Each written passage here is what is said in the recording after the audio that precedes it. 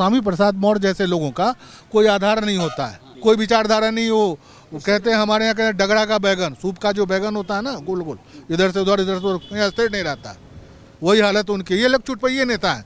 बागेश्वर बाबा कहते हैं आप मुझे समर्थन दीजिए, मैं आपको हिंदू राष्ट्र बना के दे दूंगा। तो हिंदू राष्ट्र तो ऑलरेडी है ही है, पाकिस्तान क्यों बना कि हम हिंदू के साथ नहीं रह सकते। एक बोरी चावल दे करके जिनको खाने का, पहनने का, रहने का घर नहीं है, ईसाई मिशनरीज एक बोरी चावल दे करके उनको ईसाई में धर्मांतरित करवाते हैं कि चलो तुमको प्रभु यीशु ये करेंगे, तुम्हारे स्कूल में नाम लिख जाएगा, तुम्हें पैसा मिलेगा। वही जो वापस आ रहे हैं कष्ट यही है। ये होलोलोया करके ठीक करते हैं, कैंसर ठीक करते हैं। तो अभी पोप जॉन पॉल द्वितीय है ना, वो लकवा मारा हुआ है, चल नहीं पाते, 4 आदमी उठाता है तो व्हील चेयर पर रखता है, उनको ठीक कर दें। देखिए हम सभी आस्थावान लोग हैं, सभी मानते हैं कि हमारे जो जन्म है माता पिता भगवान के द्वारा ही हमें हुआ है। तो भगवान के द्वारा सब कुछ है, तो हम घर पे घर बैठ जाएं, भगवान को खाना दे देगा, भगवान हमें पढ़ा लिखा भी देगा। खाली बैठे रहे नहीं होगा सकता। सभी का क्षेत्र बटा हुआ, अध्यात्म का क्षेत्र अलग है, किसी का श्रद्धा और विश्वास वो क्षेत्र अलग है। हो सकता है जिन पर इनको सिद्धा हो हमको ना हो, जिन पर इनको विश्वास हो हमको ना हो, 4 आदमी को हो, 6 आदमी को ना हो, 1 आदमी को ना हो, वो अलग चीज़ है। सभी क्षेत्र को मिला करके ना आप खिचड़ी नहीं बना सकते। रोटी का स्वाद रोटी में ही आएगा, चावल का स्वाद चावल में ही आएगा, खिचड़ी का स्वाद सिर्फ खिचड़ी में आएगा। वो उनकी आस्था है, वो जो करते हैं, लोगों की आस्था है। लोग ठीक हो रहे हैं या ना ठीक हो रहे हैं वो तो वहाँ जाने वाले श्रद्धालु ही बताएंगे। आस्था कब आपकी बढ़ती है? जब आप पर विश्वास हो जाए। विश्वास कब बढ़ता है? जब आपके कर्म ऐसे हों, जो आप बोल रहे हैं, कर्म का मतलब जो आप बोल रहे हैं वो सही हो जाए। बाबा में ये शक्ति क्यों नहीं आ रही है कि जैसे हमारे यहाँ आक्रमण हमला होता है पाकिस्तान से, RDX कहाँ से आता बहुत है? दूर की बात हो गई। बाबा विश्वनाथ के मंदिर पर विश्वनाथ का जो शिवलिंग है उस पर लोग वजू कर रहे हैं। आप कहें कि भगवान क्यों नहीं बचा लेते उनको? अपने ही शिवलिंग पर लोग उस पर वजू कर रहे हैं, कुल्ला कर रहे हैं, तूक पे कर रहे हैं, जो भी कर रहे हो, तो बाबा क्यों नहीं खुद कहा के बचा लेते? भगवान तो वो भी नहीं बचा सकते ना। वो सबका समय होता है, जिसका उत्थान होता है उसका पतन भी होता है।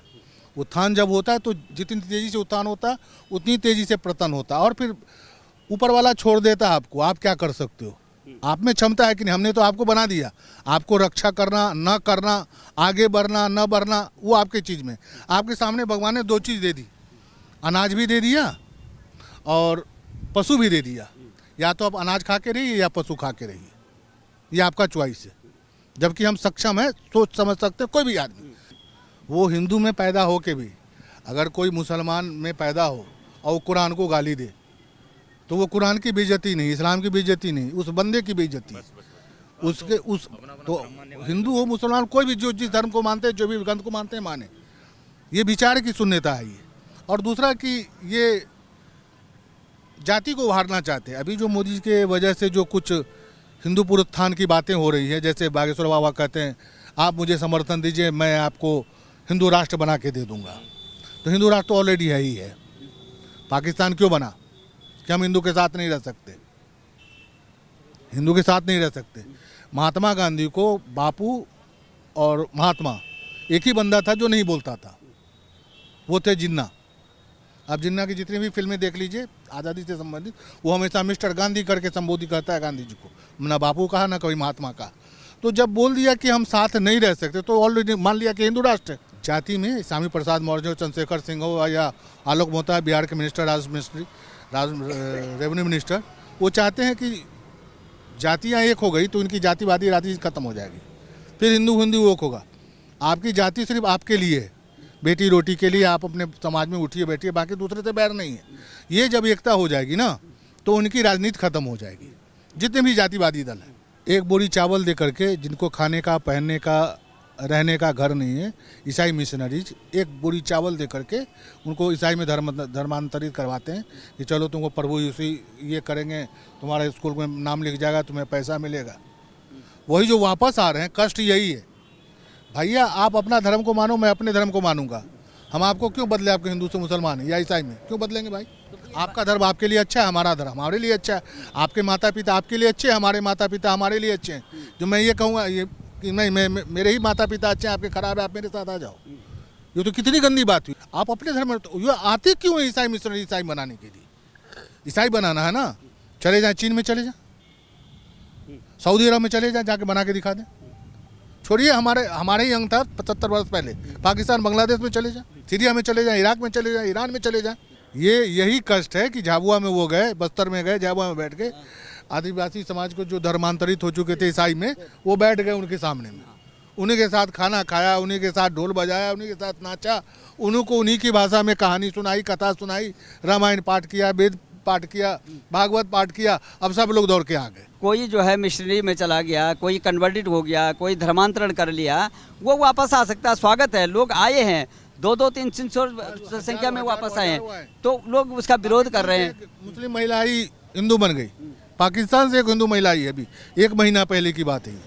मुस्लिम महिला पाकिस्तान से आई थी, यहाँ लंदन में रहती थी वो, पाकिस्तान मूल की, जैसे मैं लंदन में रहता हूँ। वो पाकिस्तान की लेडीज आई, वो हिंदू बन गई। तो क्यों नहीं जाते मजार पे? ये होलोलोया करके ठीक करते हैं, कैंसर ठीक करते हैं। तो अभी पोप जॉन पॉल द्वितीय है ना, वो लकवा मारा हुआ है, चल नहीं पाते, 4 आदमी उठाता है तो व्हील चेयर पर रखता है, उनको ठीक कर दें। भाई ईसाई में तो बहुत संत की उपाधि मिलती है ना, 4 चमत्कार होने पर मदर टेरेसा को एक ही चमत्कार पर बना दिया गया था। तो चमत्कार करें, उनको ठीक करें। जो पादरी यहाँ कहते हैं कि हम कैंसर ठीक कर देंगे, गूंगा बहरा गूंगे को बोलना सिखा देंगे, बहरे को आवाज़ कान में सुनना नहीं पड़ेगा, जो पैरालिसिस अटैक है वो चलने लगेगा। तो पैरालिसिस अटैक उनके सबसे बड़े धर्म गुरु है, उनको ठीक करके दिखाए हमको, तो हम मान जाए। वही श्याम मानव जाके करवा के दिखा दे।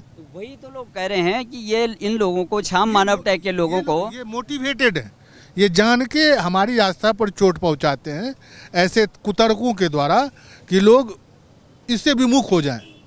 अभी जाति में बटे हुए हैं, कल को अपने ही माता पिता से, अपने ही देश समाज से घृणा करने लगे। ये कुचक्र है। इस सब का फंडिंग विदेशों से होता है, सभी एनजीओ को फंडिंग विदेशों से होता है। हाँ, बस वो राजनीति, मैं अखिलेश यादव का समर्थक हूँ, अखिलेश यादव ये करेंगे 12 बजे दिन है तो दिन कहेगा। तो ऐसे समर्थक भी होते हैं, ऐसे कट्टर समर्थक भी होते हैं, और उसमें कोई बुरी बात नहीं। वो अब उनकी सोच वही है, तो मैं क्या कर सकता हूँ। तो मैं बागेश्वर बाबा महाराज में श्रीमान धीरेन्द्र शास्त्री में सुभाष चंद्र बोस और स्वामी विवेकानंद दोनों का मेल देख रहा हूँ। विवेकानंद जी ने 1900 के दशक में अमेरिका में शिकागो में जो हिंदू धर्म की अलग जगाई थी, और जिस तरह सुभाष चंद्र बोस ने राष्ट्रवाद के ऊपर कि तुम मुझे खून दो मैं तुम्हें आज़ादी दूंगा, ठीक इसी तरह बागेश्वर बाबा कह रहे हैं धीरेन्द्र शास्त्री जी महाराज कि आप मुझे समर्थन करो, मैं हिंदू राष्ट्र दूंगा। दोनों का संस्कार इनके मस्तिष्क पे पड़ा हुआ है। रामशिला आई है गंडकी, काली गंडकी नबी नेपाल से 7 करोड़ साल पुराना पत्थर का टुकड़ा शिला, एक राम जी, शालिग्राम, एक रामचंद्र जी के लिए, एक सीता जी के लिए। आप कल्पना नहीं करेंगे, मैं उस क्षेत्र का रहने वाला हूँ, मिथिला का ही, वहाँ से जो गाड़ियाँ चली हैं, अब जैसे मध्य प्रदेश में नहीं जाएगी क्योंकि वो रास्ते में नहीं आता, तो मध्य प्रदेश के लोग रो रहे हैं, टीवी पे देख रहे हैं, लाइव जो कोई चला रहा है उसको देख रहे हैं, रो रहे हैं कि हमारा तकदीर में नहीं था, हमारे भाग्य में नहीं था, कुछ शिला को छू ले। किसी कोई बुलाता नहीं कि भैया कुंभ है आ जाओ। यही तो बाबा धीरेन्द्र शास्त्री, इसीलिए लोगों को दिक्कत हो रही है, जो इसके विरोधी है, जो ना चाहते हैं भारत का तरक्की हो। स्वामी प्रसाद मौर्य जैसे लोग और अखिलेश यादव जो है उनका समर्थन कर रहे हैं, तो किस तरह का ना, स्वामी प्रसाद मौर्य जैसे लोगों का कोई आधार नहीं होता है, कोई आधार नहीं होता है। वो हमारे यहाँ कहते हैं कि जहाँ देखा खीर वहीं गए फिर। कभी मायावती जी छुटभैया नेता है, वो मायावती के शासन था 2007 से 12 तक, तो मायावती जी के साथ लग गए, पीछे पीछे चल दिए। मायावती जी 12 में हट गई, अखिलेश जी बन गए, तो अखिलेश के पीछे पीछे चले गए। 17 में अखिलेश जी हार गए, बीजेपी आ गई, बीजेपी के साथ लग गए। पिछले साल उनको उम्मीद थी कि अखिलेश जी का जोर है, बन जाएगा, तो फिर अखिलेश जी के साथ आ गए। कोई विचारधारा नहीं। वो कहते हैं हमारे यहाँ कहते डगड़ा का बैगन, सूप का जो बैगन होता है ना, गोल गोल, इधर से उधर, इधर से उधर, स्थिर नहीं रहता, वही हालत उनकी। ये लोग चुटपैये नेता है। अब संचार क्रांति इतनी तीव्र है ना आज के समय में, आप किसी से कुछ छुपा नहीं सकते। पहले समाचार पत्रों का जमाना था, जो समाचार में छप गया वही सत्य है, जो नेताओं ने छपवा लिया वही सच है। आज हर घर में, हर आदमी के हाथ में मोबाइल है, सूचना क्रांति है। दुनिया का कोई भी सूचना आज से 200 साल पहले क्या हुआ था वो भी उसको मिल जाएगा, गूगल करेगा तो इतनी जागृति आ गई है जनता में ना, इतनी जागृति आ गई है कि आप झूठ बोल के ये करके वो करके कुछ कर नहीं सकते आप। हनुमान जी का भक्त कभी नहीं डरता।